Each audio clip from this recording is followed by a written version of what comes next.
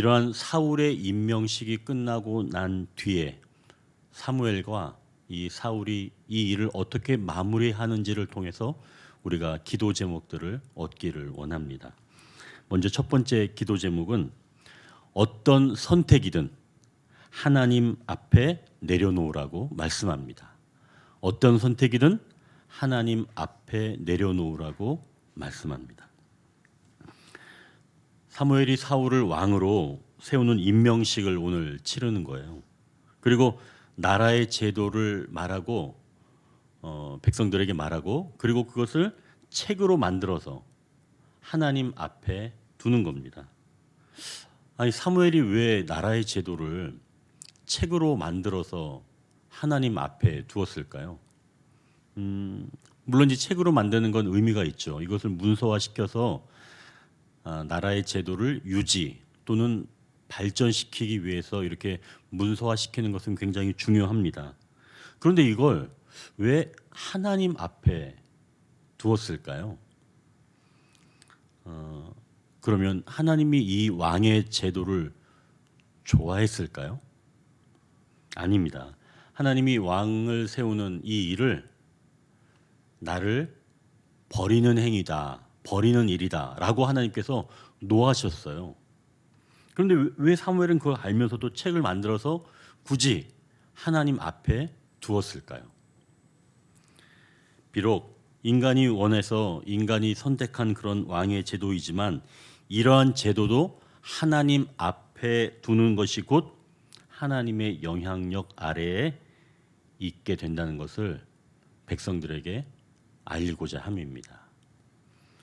인간의 잘못된 선택이지만 이것을 하나님 앞에 둠으로 인해서 이 제도가 악용되지 않도록, 또한 인간의 편에서는 우리가 잘못 선택한 제도이지만 이러한 제도 역시 하나님께 맡겨드릴 때 이 가운데서도 하나님의 다스림을 알게 하는 목적이 있었다는 것이죠.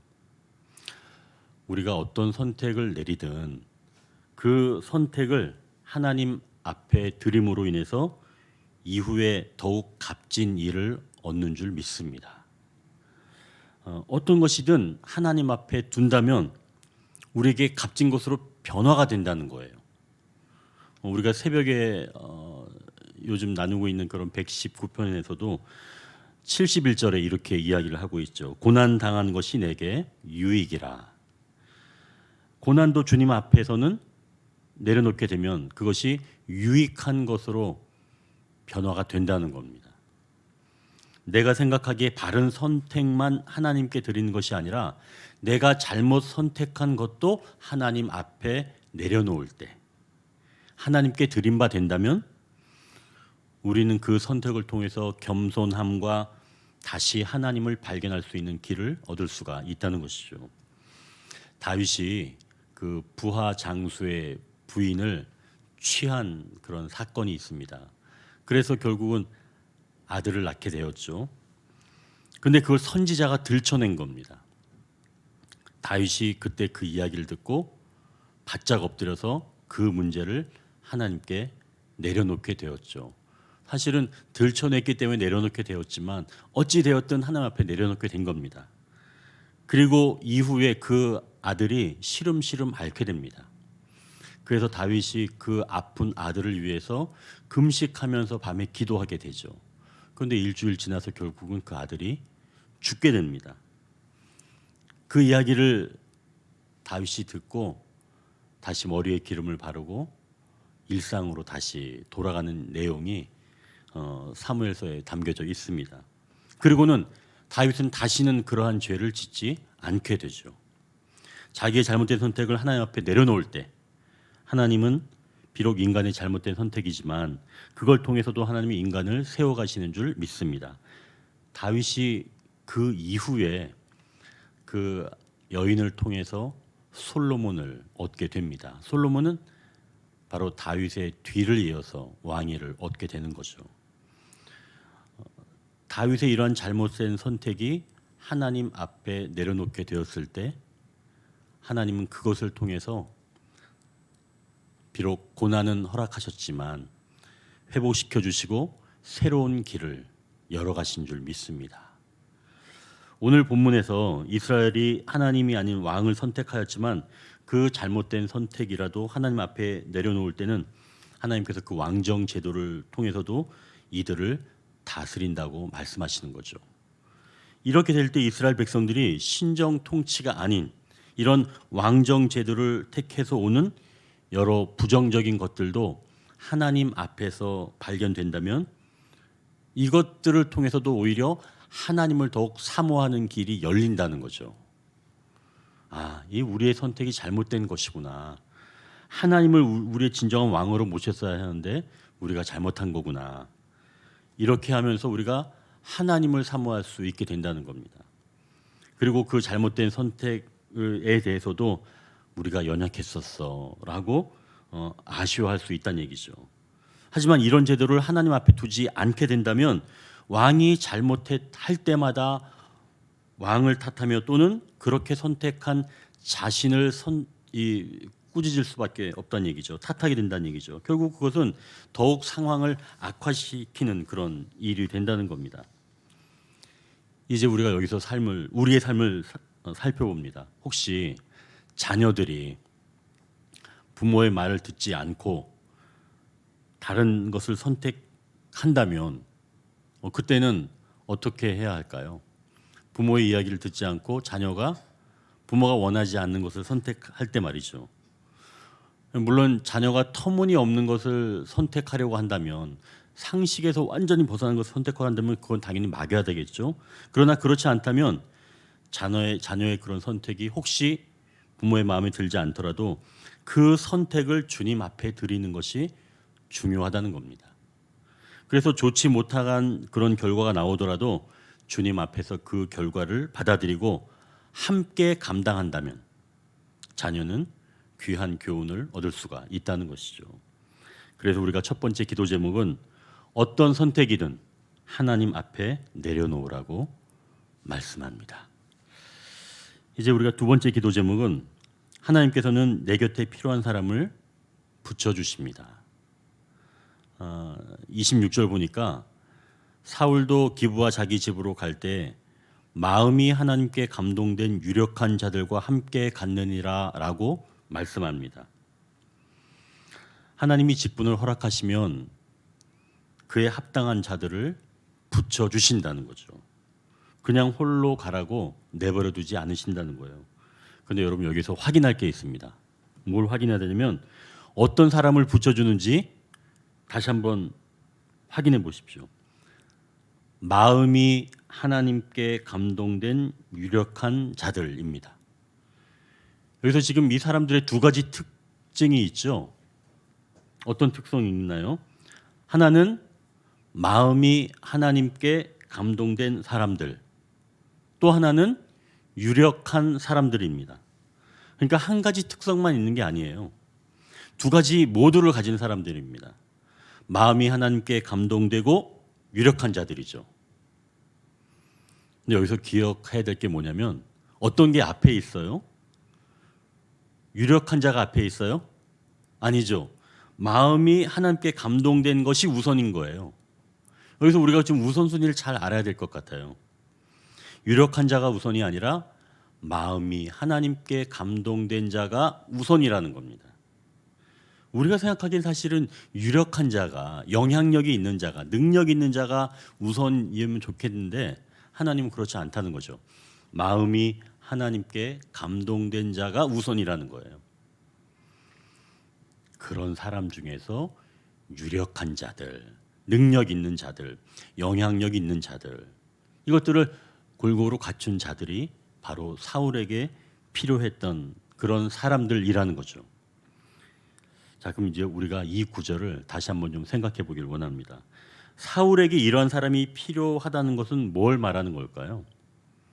결국 사울에게는 마음이 하나님께 감동된 그런 자가 옆에 없으면 안 된다는 거예요. 유력한 자가 없으면 안 된다는 겁니다. 사울에게는 이러한 사람들이 꼭 있어야 된다는 거예요.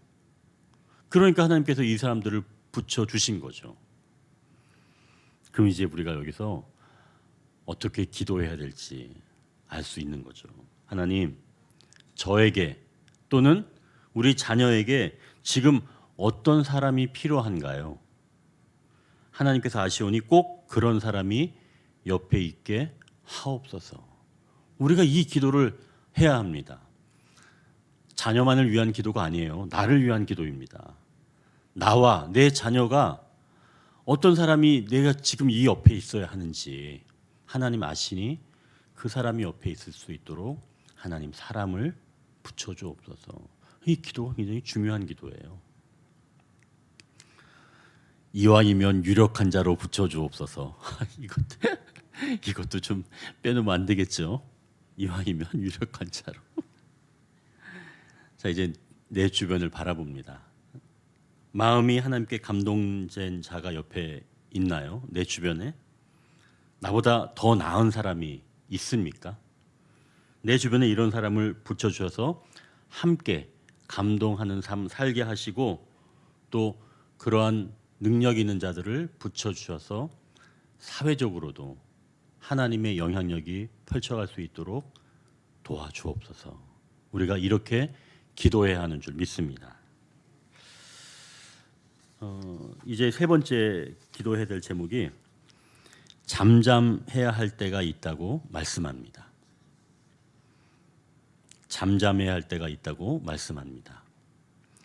사울이 제비뽑기로 왕이 되었습니다. 이것은 공개적이며 객관적인 절차에 따라 왕으로 선출된 것을 말씀하는데요. 그런데 어떤 사람들은 사울을 보고 이렇게 얘기했다는 거예요.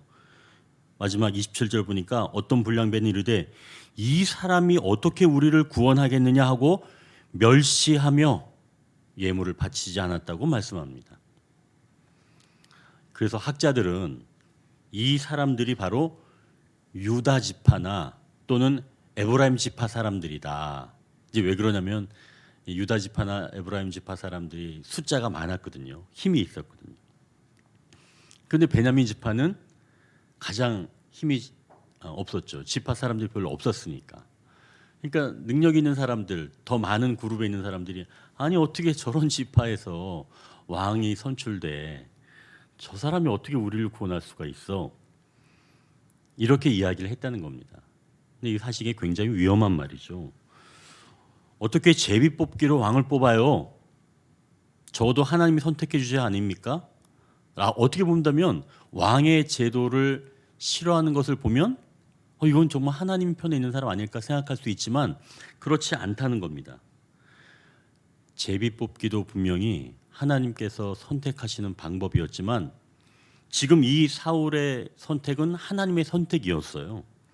우리가 이 본문 앞부분 21절, 22절을 보면 이렇게 말씀합니다. 베냐민 지파를 그들의 가족별로 가까이 오게 하였더니 마드리의 가족이 뽑혔고 그 중에서 기스의 아들 사울이 뽑혔으나 그를 찾아도 찾지 못한지라. 그러므로 그들이 또 여호와께 묻되 그 사람이 여기 왔나이까? 여호와께서 대답하시되 그가 짐 보따리들 사이에 숨었느니라 하셨더라. 사울이 지금 어떤 이유에서인지 자신이 선택되었지만 지금 어디에 있다는 거예요? 짐 보따리 사이에 지금 숨어 있는 겁니다. 사람들은 지금 제비를 뽑아서 사울을 선택을 했는데 보니까 없는 거죠. 그래서 이 백성들이 물어보는 거예요. 신탁을 한 겁니다. 이 자리에 지금 사울이 있습니까? 물은 거죠. 자, 그럼 사울이 어디에 있다라고 하는 것은 제비 뽑아서 알 수 있는 문제예요? 알 수 없는 문제예요? 사울이 어디 숨은 것은 제비를 뽑아서는 알 수가 없는 문제죠. 그거는 그 사람이 어디 있는지 분명히 아는 사람만이 이야기할 수 있는 겁니다. 그런데 하나님께서 분명하게 그가 짐 보따리들 사이에 숨었다고 탁 꼬집어서 얘기를 해주신 겁니다. 이것은 제비를 뽑아서 알 수 있는 게 아니에요. 하나님의 전적인 권능, 그 능력을 통해서 그가 지금 어디에 있는지를 정확하게 알고 계신다는 얘기죠. 그러면 이가 제비 뽑기를 해도 됐지만 하나님의 주권적인 역사로 이 사울이 왕으로 임명되었다는 것을 이 본문에서는 지금 이렇게 이야기를 하고 있는 겁니다.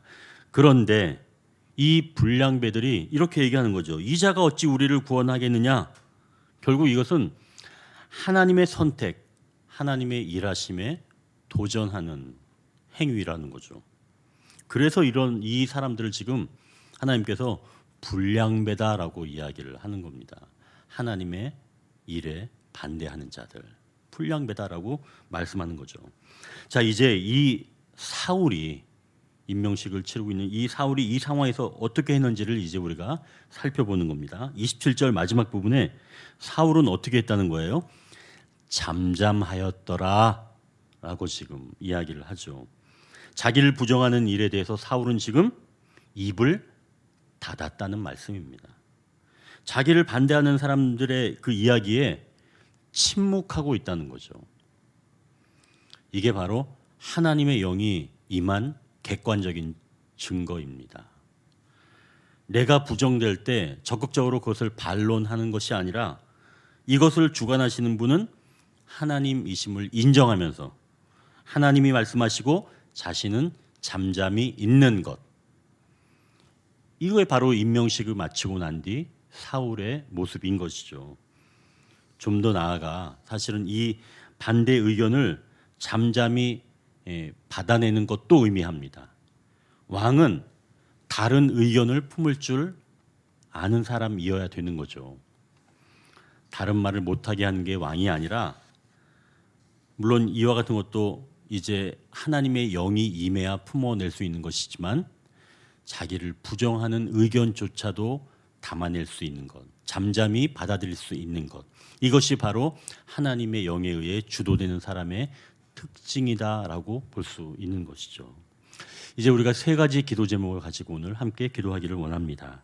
첫 번째, 어떤 선택이든 하나님 앞에 내려놓으라고 말씀합니다.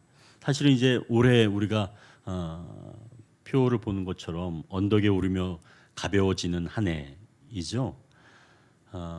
선택을 우리가 선택한 것을 어떤 것이든 내려놓을 때 우리가 가벼워지는 줄 믿습니다.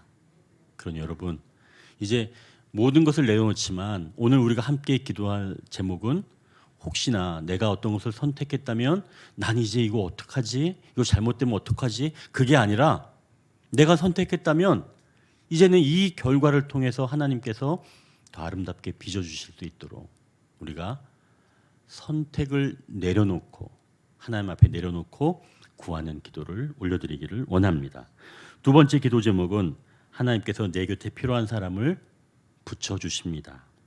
먼저 마음이 하나님께 감동된 자들을 붙여주시고, 또한 유력한 자들, 영향력 있는 자들 붙여주옵소서. 세 번째, 내가 세워진 곳에서 내 존재가 부정당할 때, 그때가 바로 잠잠할 때라고 말씀합니다. 이때는 하나님이 말씀하실 때이며 억울하지만 잠잠히 있는 것이 곧 성령의 임재를 드러내는 것이며 하나님께서 말씀하시기를 구하는 때라고 말씀합니다. 오늘은 이 세 가지, 어떤 선택이든 하나님 앞에 내려놓고 하나님께서 필요한 사람을 붙여주시고 그리고 잠잠할 때라고 하는 이 세 가지 기도 제목으로 오늘 우리가 함께